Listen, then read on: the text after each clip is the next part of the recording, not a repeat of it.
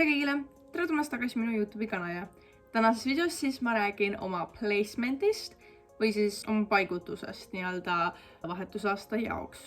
Mind siis pandi Coloradosse, Colorado Springs, kui olla täpsemalt siis linna nimi.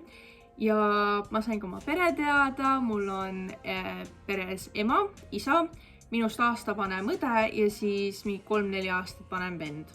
See vend käib juba ülikoolis, seega teda nagu tihedalt kodus ei ole, aga selle õega ma hakkan siis käima ka koos koolis, seega ta saab mind kooli sõidutada.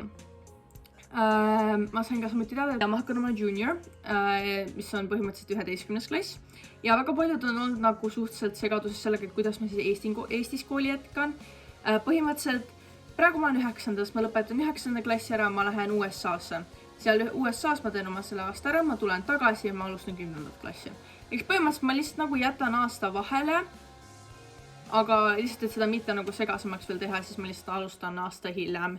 Ehk siis nendega, kes on praegu 8-ndikud, alustan siis nendega 10. klassi.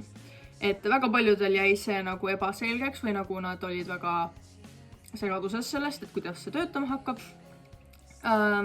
Et jaa, see video jääb suhteliselt lühikeseks, sest mul ei ole väga midagi suurt öelda. Lihtsalt, et sain Coloradosse, Colorado Springs. Mul on peres ema, isa, vend ja õde ning ma saan õega hakata samas koolis käima. Ma loodan, et teile meeldis see video. Kui teile meeldis, kindlasti palun likeige seda videot. Aga jah, ma teile meeldis ning näen teiega juba 3. osas. Tšau!